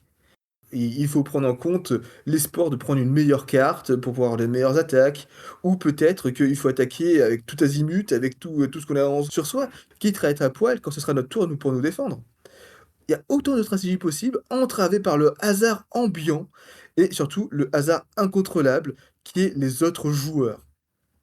Après, il y a des types de games qu'on appelle des Eurogames, qui est une typologie de jeu, et les Eurogames Mmh. proposent des jeux équilibrés et qui laissent peu de place à la chance. Ouais. Tout est calculé, tout est optimisé, il y a une véritable courbe d'apprentissage. Là, on peut citer Ark Nova ou Vodfall ou On Mars ou même tous les jeux de Vital Lacerda qu'on a déjà parlé avant. Mmh. Le fait qu'aucune partie se ressemble. Pourquoi? C'est parce que, encore une fois, là, le chaos, il vient des autres joueurs. Que, Ouais. on va pas jouer de la même façon à chaque partie parce qu'on va pas forcément avoir les mêmes stratégies à chaque fois. Et enfin, il existe des jeux où à la fois il n'y a pas du tout de hasard et à la fois le comportement de l'adversaire peut être prédit presque exactement. Ça, c'est des jeux déterministes. Voire même, en fait, là, on va parler de jeux complets, de jeux finis, parce qu'on connaît toutes les stratégies, mais vraiment toutes les stratégies qui existent dans ces Oui. jeux. et vous les connaissez tous, ça s'appelle le morpion, ça s'appelle le puissance 4. Il y a une stratégie gagnante à tous les coups. Est-ce que ce sont des jeux intéressants? Je suis pas sûr. Mais là, on peut dire qu'on s'est complètement débarrassé du hasard, du chaos et de tout ce qui s'ensuit. Est-ce que tu es sûr de ça? Parce que tu pourrais avoir un enfin, imagine tu on démarre toi et moi une partie de puissance 4 Ouais. et je joue n'importe comment. Tu vois, je mets tous mes pions sur la ligne de droite, du coup, bah, tu gagnes, très vite. Mmh. A priori, tu pouvais pas t'attendre à ce que j'applique cette tactique, à la con et du coup, ta première remarque, ce serait de te dire: «Mais attends, il joue au hasard ou quoi?» Tu vois ce que je veux dire? Ah oui, non, mais alors, quand je dis que, il y a des stratégies, connues, c'est des stratégies pour gagner, hein, c'est que, si tu veux gagner, Oui. il y a une stratégie à suivre. Il me semble que, puissance 4, à stratégie parfaite, le deuxième joueur peut pas gagner. Ah, en fait, ce que tu veux dire, c'est que on ne pourrait pas dans ce type de jeu, l'autre joueur ne pourrait pas te surprendre avec une nouvelle tactique. L'ensemble des tactiques est C'est fini. ça, D'accord, j'ai compris. exactement. Après tu peux faire des tactiques moins bien, mais tu es assuré de perdre. Mmh. Et les meilleures stratégies sont connues et y a rien à faire, quoi. OK, OK. Je pense qu'on tombe sur la même conclusion que le chaos vient soit du jeu, soit des joueurs, soit le jeu, Mmh. est peut-être pas forcément très intéressant. C'est ce que je voulais éclaircir et du coup tu le fais. C'est la question c'est, au final, un jeu a-t-il un intérêt sans hasard, quoi? Ouais. Et je suis pas sûr. Je suis pas sûr non plus. En tout cas, il a peut-être un intérêt les premières fois, mais ça devient très vite lassant. Ouais, tu vois, par exemple, tu prendrais le Trivial Poursuite. Mmh. Trivial Poursuite, le but, c'est de répondre à des questions, tu vois? Pourquoi ils ont foutu un dé? Pour que ce soit plus chiant. Eh bah, parce que alors, c'est effectivement, ça rend l'ensemble encore plus chiant, mais parce que si tu avais pas de dés, bah, c'est juste des mecs qui se Ouais. liraient des questions, tu vois? Et je pense qu'il manque Bah, quelque chose, tout simplement. ils ont fait la même chose dans TTMC d'ailleurs, hein. Enfin, non, parce que dans TTMC, tu pas de dés, mais par contre, c'est ta, je prépare un metagames dessus, c'est pour ça que enfin, il fonctionne pas sur du hasard. Tu as du hasard par d'autres biais, mais pas par le biais du Ouais. déplacement. Ah, il me semblait. Ah OK, autant pour moi. Mais non, parce que tu te déplaces en fait, tu te donnes une note Mais sur oui, 10 sur un oui, tout à thème fait. et c'est comme ça que Ah tu te oui. déplaces. Mais tu as du hasard ailleurs, c'est pas Oui, grave. bah, rien que dans les cartes que tu pioches. Mais pas grave, c'est bien. Voilà, de le thème que tu pioches, dans, les différentes cartes malus ou bonus que tu vas récupérer aussi, ça veut pas tu vois, il faut faire attention. On n'est pas en train de dire que les œuvres, sans hasard, sont nulles. Ce qu'on dit, c'est que à partir du moment où c'est un jeu, a priori, c'est mieux avec du hasard, quoi. Dans évidemment, avec des échelles, des graduations, des mesures, d'une certaine manière et pas d'une autre peut-être, quoi, mais si tu as pas de hasard, c'est un truc où tu es spectateur et c'est très chouette aussi.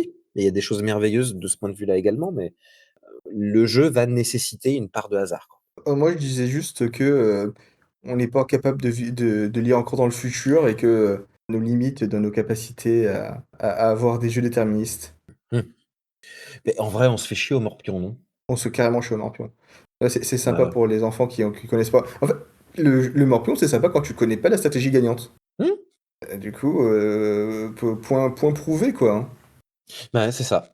Bah, et j'ai été ravi de voir à quel point on était raccord avec des raisonnements aussi différents. Ouais, je suis d'accord. Bon, ben, maintenant que cette question est pliée et répondue à jamais, je pense que les historiens pourront, mettre notre conclusion et clore ce chapitre des questionnements de l'univers. Tout à fait, oui, rappelons qu'on fait œuvre scientifique et qui plus est définitive. Ah oui, complètement, oui, oui. C'est un pan de la recherche qui n'était pas encore exploré, c'est bon, fini. Ah, on peut passer à autre chose, les gars. On n'a pas écrit d'article dans Nature là, on fait quoi exactement là? Non, mais ils reprendront, le la transcription du podcast, c'est pas grave. Ah! Parfait. Bon ben, l'équipe, du journal, Nature, si vous entendez ce podcast, vous savez quoi faire. Du coup, on Bon, passe bah, proto, ouais, on passe au proto? C'est l'heure du tu un jingle? proto! C'est l'heure du proto! Parfait. Merci, merci Allez, vas-y, Boileau. commence, j'ai commencé les questions. OK, alors le proto de Noël. Ah merde, j'ai oublié de trouver un nom! Ah, fait chier! Faute, j'avais pensé à Ho Ho Ho from the Pole. OK. Alors le concept. Le Père Noël est malade et il peut pas livrer les cadeaux alors qu'on est le 24 décembre, qu'est-ce qu'on va faire? Il n'a pas de fils, il n'a que des filles. Il n'a pas encore donné l'héritage du travail du Père Noël, attendant un gendre pour cela. Le Père Noël est un peu misogyne. Mais ses filles ne veulent pas laisser mourir Noël cette année et se proposent de faire livraison. Ça tombe bien, elles n'attendaient que ça pour pouvoir décider qui d'entre elles va prendre la place de leur père et enfin renverser le patriarcat. On reprend donc les mécaniques de Next Station London, et cette fois-ci avec une carte. Mmh, Au début, trop bien. chaque joueur se place aux endroits indiqués pour commencer. Et ensuite vient un dé, on va savoir où aller. C'est-à-dire qu'il va y avoir différents symboles. Un symbole pour le 1 ou le 2, un symbole pour le 3 et le 4, un symbole pour le 4 et le 5, pour le 5 et le 6. Chaque joueur aura une couleur. Lors du tour de chaque joueur, donc à chaque tour, le premier joueur changera. Chaque joueur pourra faire les actions suivantes. Soit avancer, et du coup, il avancera une case. Il devra aller sur la Mmh. couleur demandée. Si il ne peut pas avancer sur une couleur demandée, il peut avancer sur une autre couleur, mais il ne lui livrera pas de cadeau. Ce qui fait qu'il y aura un dégât émotionnel. Waouh! Ça fait de livrer le cadeau qui était censé être livré. Il peut accélérer. Tous les joueurs commencent avec une vitesse de 1, du coup il déplace une case. Si il accélère, alors sa vitesse sera de 2 cases. S'il accélère encore le tour d'après, il sera de 3 cases. L'accélération augmente toujours la vitesse de un niveau. Lorsque on augmente la vitesse au niveau 4, on passe à un hyper vitesse. On peut alors se déplacer de n'importe quel nombre de cases. On peut décélérer. Si on décélère alors qu'on était à vitesse de 1, on arrive à une vitesse de 0. Si on est à 0, on n'avance pas sourcil. Et du coup, on ne livre pas de cadeau. Et du coup, on prend un dégât émotionnel. Mmh. On peut faire une téléportation d'urgence. Si on fait une téléportation d'urgence, on se déplace sur une case libre, sans faire le déplacement prévu, ni à la vitesse prévue. Se téléporter est très éprouvant. Une personne non entraînée pourrait mourir d'une crise cardiaque. Mais les filles sont assez costaudes et elles ne prendront qu'un dégât émotionnel. Waouh. Si on se téléporte sur une case qui n'a pas la bonne couleur, on prend un deuxième dégât émotionnel. Au bout de 3 dégâts émotionnels, on tombe dans les pommes et on perd la partie. Ah ouais! Maintenant, la nuit de Noël est spéciale. Surtout pour les gens qui livrent des cadeaux à plusieurs milliards de maisons. Chaque position prise, chaque mouvement fait est comme figé dans le temps. Et donc, on est comme partout à la fois. Ce qui fait que lorsqu'on a fait un déplacement, on doit tracer une ligne sur le quadrillage du jeu, et aucun autre joueur peut passer cette ligne. Parce que sinon, Mmh. collision, quoi. Ouais. Si on est obligé de faire une sortie de route, et du coup de se cracher genre, sur le chemin d'un autre traîneau, on perd la partie. Ah ouais, la vache! Le dernier joueur, encore en vie, gagne la partie. Voilà, c'est tout le Mais jeu. c'est super dur! Ça dépend de la taille de la carte. Tu imagines une grande taille ou une petite taille, du coup? Un quadrillage de 15 par 15, un truc comme ça. Bah, c'est pas grand, hein, pour si tu as 4 joueurs, ça va vite. Ah bah oui, ça va, bah, c'est un petit jeu de 10 minutes, hein, c'est pas non plus. Ah, c'est marrant. C'est marrant comme tout, j'aime beaucoup. Et du coup, j'imagine aussi bah, des ralentisseurs, des cases qui te qui refait faire un déplacement à la vitesse où tu es. Et du coup, bah, t'as le droit de tourner, mais tourner au bon endroit, quoi. Oui, oui, tu peux avoir des obstacles contextuels sur la grille, en fait. C'est ça. On pourrait imaginer Bon. une case qui te fait tourner à gauche, des trucs de cet ordre-là, par exemple? Ah, par exemple, ouais. Et du coup, ça devient encore plus compliqué de trouver le chemin qui va te mener à la bonne maison. On pourrait même imaginer, plusieurs grilles dans la boîte. Ah oui, bien sûr, ah oui, mais bien sûr. Et avec des niveaux de difficulté crescendo. Petit jeu à cocher de Noël. Voilà. Et du coup, toi, ton proto? Alors mon proto de Noël, donc je te propose un prototype autour d'une tradition de Noël, qu'on fait tous, OK? Mmh. L'emballage des paquets cadeaux. Est-ce que tu sais ce que c'est le furokishi? Non. Eh bien, figure-toi, c'est ma femme qui m'en a parlé quand je lui ai raconté mon idée de proto. C'est une technique japonaise traditionnelle de pliage et de nouage du tissu, utilisée pour l'emballage de cadeaux. Mmh. et c'est donc le titre de mon proto, Furokishi, un jeu compétitif pour 4 joueurs. Enfin, 2, 3 ou 4. Alors, j'imaginais un jeu très facile à éditer, moi c'est mes jeux préférés, mais comme souvent, tu réfléchis au matériel et ça augmente au fur et à mesure que tu précises les règles. Bah, ça. Et donc à ce stade de ma réflexion, la boîte de Furokishi contient 8 éléments. Mmh. 8 types d'éléments d'ailleurs. Donc 12 pièces en bois. C'est des pièces assez grosses, tu vois? Imagine un paquet de cartes tu sais, de cartes à jouer, de cartes de poker, tu vois? Des trucs de cette taille-là à peu près, Mmh. et ce seront les cadeaux que tu devras emballer. Donc 12 pièces en bois. Mais c'est des pièces de bois et enfin, c'est des formes étranges, tu vois? Tu vas avoir, une sphère, une altère, un cylindre, une étoile, tu vois? Des pièces donc soit plates, soit épaisses, soit anguleuses, soit arrondies et cetera. Avec ça, tu as 12 pièces de tissu de 3 formes différentes. 4 carrés, 4 rectangles et 4 rectangles assez étroits. Mmh. Tu as un sablier de 30 secondes, 12 petits rubans, c'est des jolis petits rubans, tu vois, de petites avec des petites couleurs. Ouais. Un carnet de score qui va ressembler à un carnet, de OOO, from the pole, un crayon et enfin le point intéressant, 36 pièces de velcro blanches et rondes. Mmh. Tu vois? Imagine un velcro comme un scratch, tu vois? Mais, rond. Donc Furokishi, c'est un jeu d'adresse autour de l'emballage de cadeaux. Pour installer le jeu, on fait 3 piles avec les tissus classés par taille. On met de côté, les rubans. On distribue 9 velcro à chaque joueur et ensuite, on doit toujours démarrer la partie avec le triple de cadeaux que le nombre de joueurs parce qu'on joue en 3 manches. OK. Donc si tu joues à 4, il faut les 12 cadeaux. Si tu joues à 3, il faut 9 cadeaux. Si tu joues à 2, il faut 6 cadeaux. À chaque manche, le premier joueur, qu'on détermine comme, pour le premier tour, le dernier à avoir emballé un cadeau, doit choisir un cadeau à emballer. Donc il choisit une des pièces de bois, puis ça passe au joueur suivant qui choisit une des pièces de bois, jusqu'au dernier joueur. Mmh. Le dernier joueur, lui, il va choisir sa pièce de bois et il va aussi choisir le temps d'emballage dont on va disposer. Est-ce que ce sera un sablier, donc 30 secondes, 2 sabliers, donc 1 minute, 3 sabliers, donc 1 minute 30, etc. C'est lui qui décide, il n'y a pas de limite.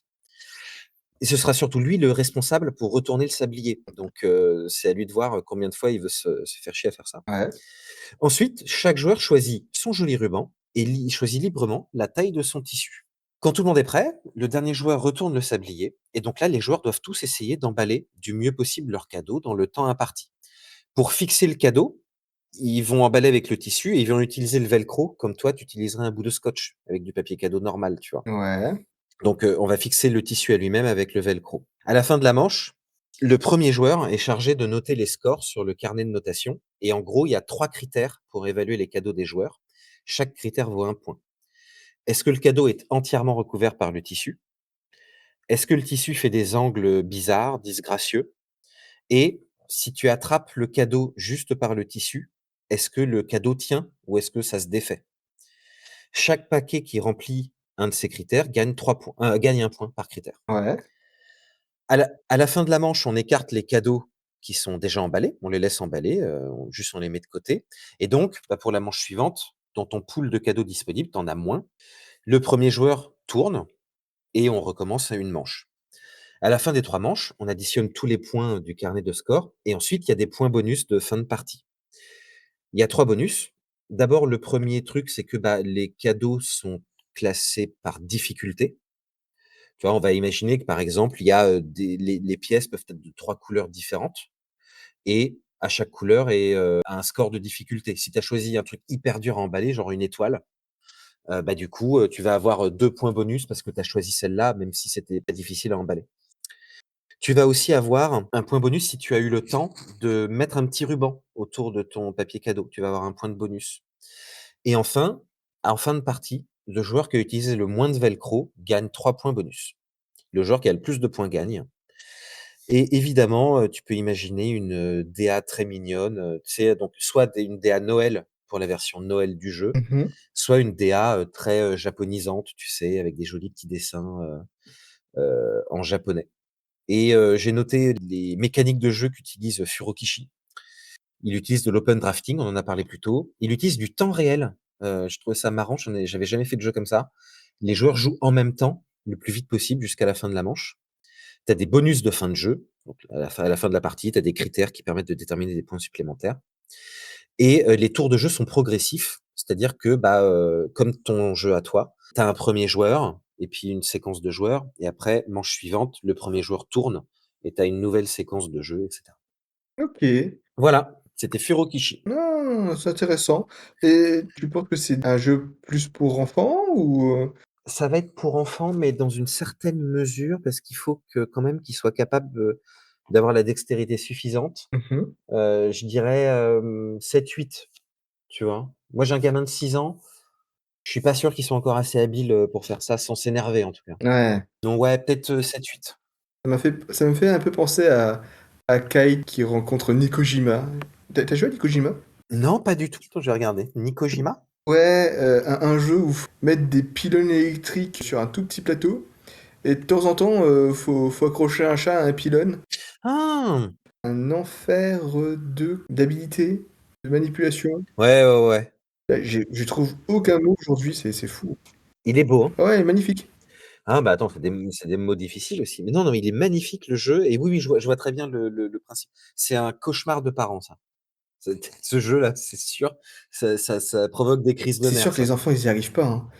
J'ai joué avec 2 groupes différents, ce jeu. Avec un groupe, on n'arrivait pas, c'était l'enfer à chaque fois, il y avait quelqu'un qui faisait tomber le truc. Et avec un autre groupe, on a fini tous les pylônes, on avait tout monté, on a fait: «Bon, ben, on a fini le jeu, personne n'a perdu, OK». Bah, d'ailleurs, tu vois, ils le mettent à 7 ans et plus, hein. Donc tu vois, mon estimation était pas trop mauvaise, je pense en habileté. Ouais, Nikojima, en jeu de manipulation pour les enfants, c'est parfait, hein. Ah ouais, non, c'est très, très bien. Ah, du coup, bah Bah, voilà, ça clôt nos protos. et bah, très bien, il est très bien ton proto, hein. Oh bah, c'est En gentil, je te remercie. encore une tannée à prototyper, hein. Bah, évidemment, mais ouais, mais écoute, je trouvais ça original d'avoir un jeu avec, tu vois, une mécanique d'adresse que tu as jamais vue, tu vois? Je connais pas de jeu comme ça, en tout cas. Écoute, on verra, donc notre stock de protos commence à grossir, hein, de toute façon, et puis il faut écrire les épisodes. Moi, j'ai plus le temps de fabriquer des protos et je passe mon temps à les concevoir, tu vois? Donc Eh oui, oui, peut-être des protos, des Ludomonis sera présentes à Cannes? oh, qui sait? Ah, qui sait, hein, va falloir chercher, hein. Va falloir être sûr aussi d'ailleurs, hein, on j'en sais rien. Est-ce que Mais dis-moi, le oui? le magnifique, Oui, oui. y a-t-il un jeu qui te fait de l'œil? Ah! Est-ce qu'il y a un jeu qui me fait de l'œil? Je ne sais pas. Indus. Heu, j'ai commencé le proto, je te laisse commencer le petit jeu qui fait de l'œil. Alors, est-ce que tu es sûr? Parce que, j'ai préparé un petit texte, Ah! qui va peut-être être un petit peu plus long que ta reco, donc à toi de voir, je peux le faire, mais peut-être que je sais pas. Oh bah, moi je fais rapidement. Vas-y. Du coup, petit jeu qui me fait de l'œil, Les Glorieuses Guildes de Boutonville. Je l'ai vu! Ah! Je l'ai vu, ça a l'air trop bien. Ça a l'air trop bien. Du coup, un petit jeu de collection de cartes. Au cours de la partie, les joueurs récupèrent des cartes villageois dans leurs mains qu'ils peuvent ensuite jouer devant eux et ils appliquent des effets. Il est possible de jouer plusieurs villageois identiques en même temps pour approfondir parfois les effets les plus puissants. 25 types de personnages différents, une rejouabilité mathématique assurée avec plus de 50 000 combos possibles. C'est ce que disait la pub. Non, non, mais ça a l'air trop, trop bien. Ouais, j'attends d'avoir le jeu en main, hein, parce que la combinaison de 50 000, j'attends de l'avoir, hein. Oui, mais tu vois, c'est même pas ça qui m'intéresse, le jeu a l'air bien conçu, Mmh. tu vois? Il est beau Et le jeu, et le setting est rigolo, tu vois? Moi, il y a vraiment plein de petits points et je me dis: «Ça a l'air trop chouette» et j'ai l'impression que c'est un peu jouable avec des gamins, tu vois? il me semblait qu'il était quand même un poil complexe, mais je me trompe peut-être. De toute façon, tant qu'on l'a pas testé, on peut pas, tu vois? On peut pas juger, mais je trouve qu'il a cette vibe-là, tu sais, un peu comme une sorte de une intro un peu une introduction au jeu de combo, quoi, tu Ouais, vois? ouais, peut-être. Et je trouve qu'il est vachement intéressant de ce point de vue-là, quoi. OK. Et ben, maintenant c'est à toi. Alors, comme c'était une spéciale Noël, Mmh. le jeu qui me fait de l'œil, je me dis que, c'est le jeu que j'aurais pu demander au Père Noël, tu vois? C'est-à-dire un jeu qui me fait de l'œil, un jeu que j'ai pas encore trouvé. Mmh. Excuse-moi, je reprends mon texte parce que j'étais du coup sur les Glorieuses Guildes de Boutonville. Alors, je sais pas pour toi, mais moi dans ma vie, il y a des moments clés. C'est-à-dire que si on faisait une frise chronologique de ma vie, depuis ma naissance, il y aurait, comme tout le monde, des moments déterminants, tu vois? Des choix de vie, des émotions très fortes, parfois heureuses, la plupart du temps douloureuses, mais comme tout le monde, quoi. Mmh. Et comme moi, j'ai peu de mémoire en plus, j'ai pas 10 000 souvenirs intenses comme ça, mais je remarque que, dans ma vie, il y a beaucoup de ces souvenirs, marquants qui sont liés à des fictions et sur des fictions particulières qui sont des sagas. Je me souviens, par exemple, du moment horrible où j'ai fini de lire La Communauté de l'Anneau, perdu en vacances chez mes grands-parents et sans avoir les 2 tours, et sans savoir où l'acheter et et voilà et Frodon était perdu, quoi. Je me souviens de l'excitation de terminer Harry Potter et les reliques de la mort à 4 heures du mat, tournant les pages, sans pouvoir m'arrêter, l'avant-première d'Indiana Jones 4 au cinéma, j'étais déguisé en Indiana Jones, Ah ouais! les noces pourpres ouais, bien sûr, les noces pourpres de Game of Thrones, et tu vois, de Star Wars, Star Trek, Battlestar Galactica, James Bond, Breaking Bad, The Office, tu des sagas qui te provoquent des émotions extraordinaires parce que, c'est des banalités, tu vois? Mais, c'est des personnages que tu aimes sur le temps long, que tu as vu évoluer. Ah ouais, j'ai Ils ont fait des choix qui ont eu des conséquences, voilà. j'ai jamais compris The Office. C'est juste cringe. Et bah, ça dépend, il y a beaucoup de gens qui disent que ça dépend ju où tu en es. 3 fois j'ai essayé The Office. Une fois on m'a dit: «Non mais commence à la saison 2». Et Ouais, je me suis rendu compte, je crois que c'était sur Netflix, que j'avais déjà essayé de regarder à la saison 2 et que je m'étais déjà arrêté à exactement au même endroit dans l'épisode. ouais, ouais. Mais parce que, le changement, il apparaît un petit peu plus tard dans la saison 2, mais si tu ne t'attaches pas au personnage, c'est cringe, c'est sûr, quoi. Mais, si tu t'attaches aux personnages, bah, c'est des personnages qui sont très, très beaux, qui évoluent vraiment, tu vois? Ouais. Et donc ça te crée vraiment une jolie émotion à la fin, et donc en fait, je cherche encore le jeu de société qui va m'apporter ça. Tu vois? C'est-à-dire vivre une émotion, que j'aurais moi-même initiée par mes choix imaginaires.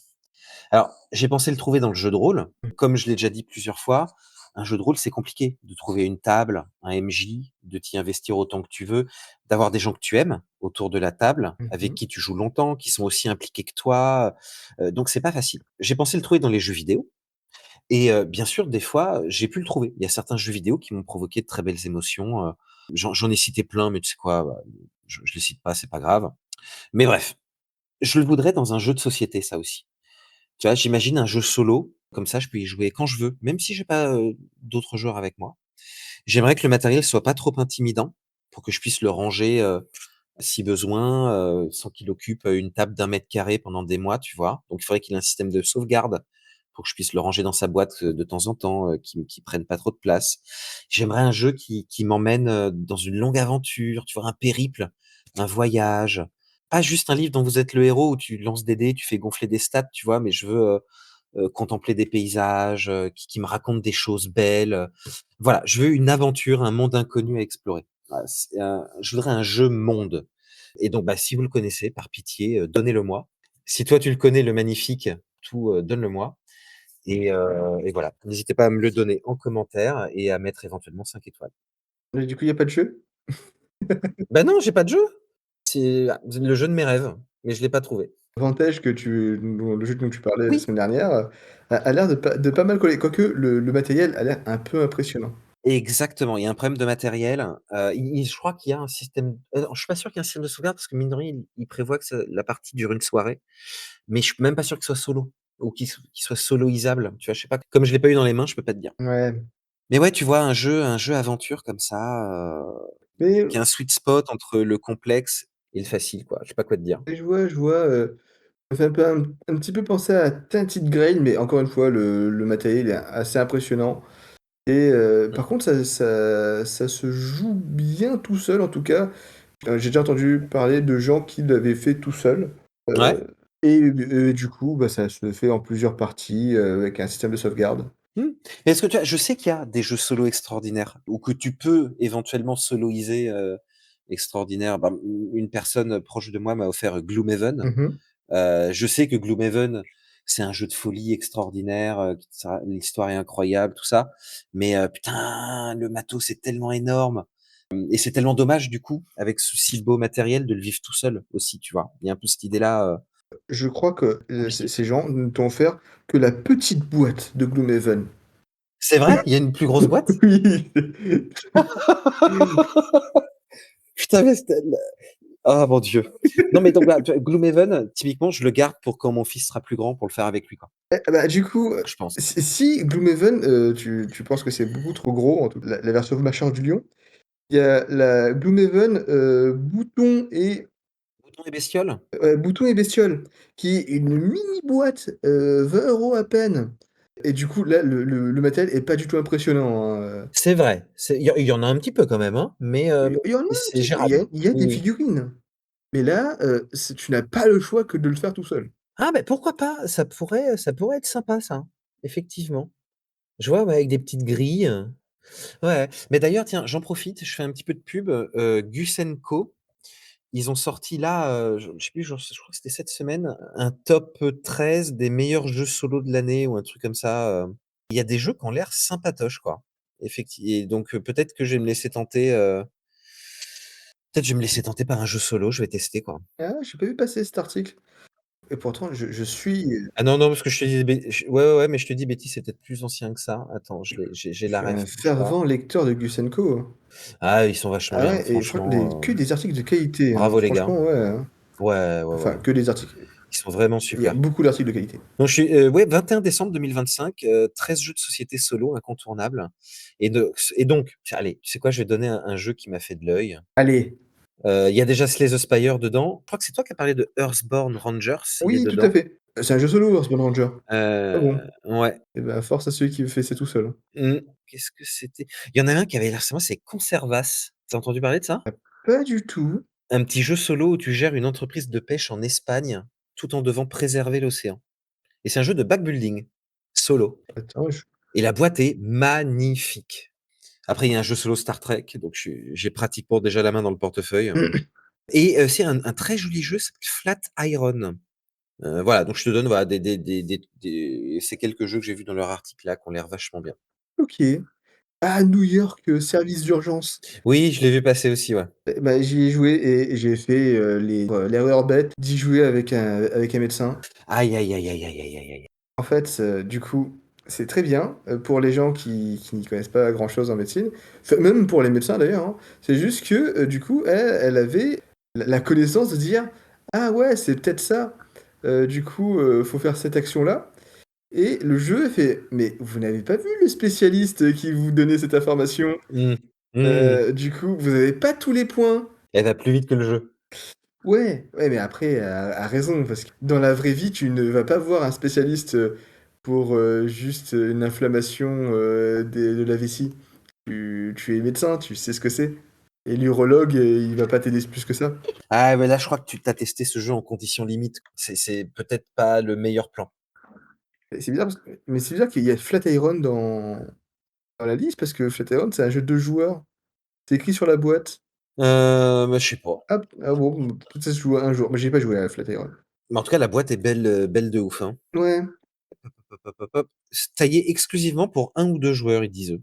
Il y a peut-être un mode solo tout simplement, tu sais, on a parlé hors podcast, mais on disait qu'il y avait plein de jeux qui intégraient des modules pour jouer, tout seul. ouais.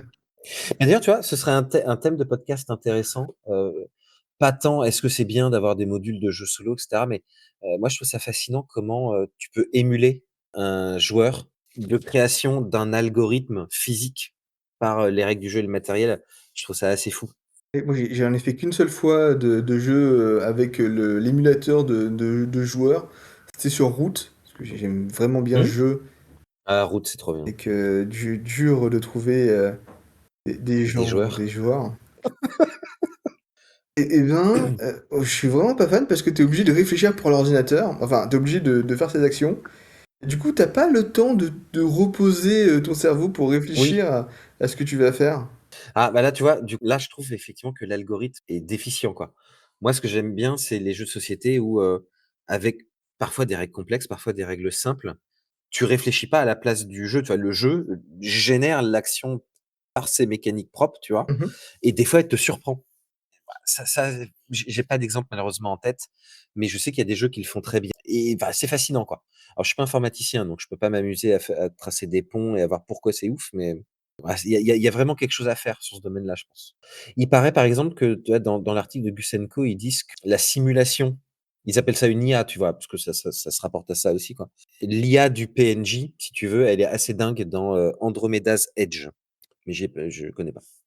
Mais très bien. Ben, oui, bah, ce sera pour une prochaine fois peut-être, Oui, oui, oui, oui, là, je pense qu'on a une émission déjà suffisamment dense. c'est vrai. Merci à ceux qui nous ont écoutés jusqu'à la fin. Vous avez le droit de commenter. Si vous avez écouté jusqu'à la fin, mettez: «J'aimerais être une IA dans Andromeda's Edge». J'essaie de putacliquer comme je peux, hein, Ah non, mais tu as raison, mais tu l'as très bien fait. Bon, bah, je pense que c'est la fin, hein. On va dire au revoir tout le monde. Au revoir tout le monde. Au revoir tout le monde, au revoir le magnifique Au revoir Richard. Au revoir et à Craig. la semaine prochaine pour un Metagames? Oui, semaine prochaine Metagames sur quoi déjà? Je ne sais plus. Tu sais que j'ai manqué attends, je vais chercher le calendrier. Attends. Sur les aventuriers du C'est sur les Aventuriers rail. du Rail Ah le non, pas prochain? du Oui, le tout. 5 janvier, tout à fait. Aventuriers du Rail. Oui, mais quand les gens pourront écouter ce podcast, c'est-à-dire le 12 janvier, le prochain, Metagame sera 2 pommes, 3 pains. Ah, j'ai hâte de celui-là. Ah ouais, d'ailleurs, bah, après avoir enregistré le Metagames, j'ai joué à 2 pommes, 3 pains. Tu as gagné? Non. Non, non, non, parce que déjà, bah, vous verrez, hein, mais ma technique, elle marche bien, mais il faut quand même savoir Mmh mh. compter. Et ensuite, il y a une règle que je connaissais Ah pas, bon? parce que c'est écrit en tout petit. Ouais, en fait, apparemment, tu fais pas autant de paquets qu'il y a de joueurs. Tu fais juste 3 paquets. Et qui fait ça déjà? Mmh. Et du coup, ça change un peu les stats. Bon, les gens qui écouteront, sachez que les stats ont un petit peu changé, mais que j'explique reste vrai. OK. Juste, n'incendiez pas par le fait que je respecte pas les règles du jeu. Mais non, tu sais, après tout, ça fera de l'engagement, c'est parfait. Bah, très bien. Bon, bah, Allez, au revoir tout le on se monde. retrouve. Au revoir.